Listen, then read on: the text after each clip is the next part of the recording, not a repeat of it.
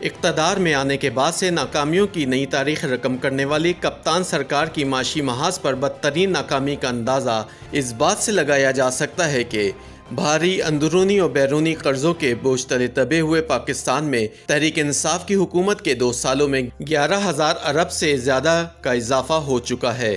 صرف اتنا ہی نہیں، ان 2 سالوں میں اندرونی اور بیرونی ذرائع سے حاصل کردہ قرضوں کے نتیجے میں پاکستان کے ذمے واجب الادا مجموعی قرضوں کا حجم 36,000 ارب روپے سے بھی تجاوز کر چکا ہے، جو کہ ملک کی تاریخ میں ایک نیا ریکارڈ ہے۔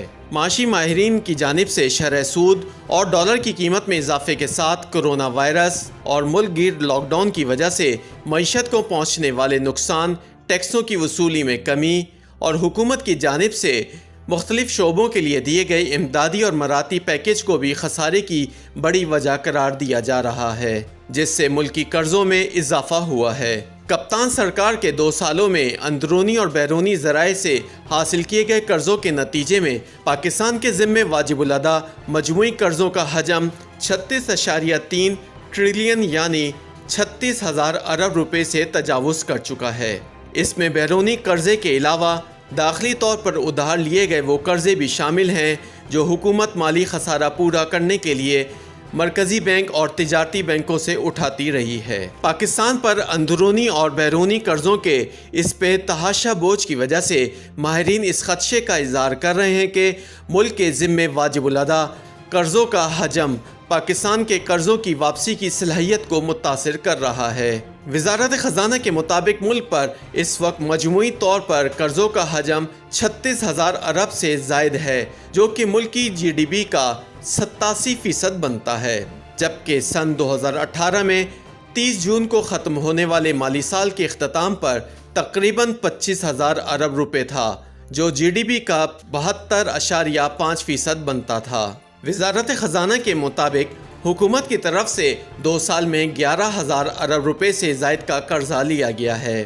یاد رہے کہ سن 2008 میں ملک پر مجموعی قرضوں کا حجم 6,500 ارب روپے تھا، جو پاکستان پیپلز پارٹی کی وفاقی حکومت کے آخری مالی سال میں 3,500 ارب روپے تک جا پہنچا تھا۔ ملکی قرضوں کا حجم پاکستان مسلم لیگ نواز کی حکومت کے آخری مالی سال میں مجموعی طور پر 25,000 ارب تک جا پہنچا، جو موجودہ حکومت کے پہلے 2 سالوں میں 36,000 ارب روپے سے بھی تجاوز کر چکا ہے۔ اس قرضے میں بیرونی ذرائع یعنی IMF، ورلڈ بینک، ایشیائی ترقیاتی بینک اور دوسرے مالیاتی اداروں سے حاصل کیے جانے والے قرضے اور اندرون ملک مرکزی اور تجارتی بینکوں سے اٹھائی گئی رقم شامل ہے۔ محکمہ خزانہ کے مطابق ڈالر کے مقابلے میں ملکی کرنسی کی قدر میں کمی اور پاکستان میں شرح سود کے بلند سطح پر رہنے کی وجہ سے ملکی اور غیر ملکی قرضوں میں اضافہ ہوا۔ ترجمان کے مطابق پاکستان میں شرح سود بلند ہونے کی وجہ سے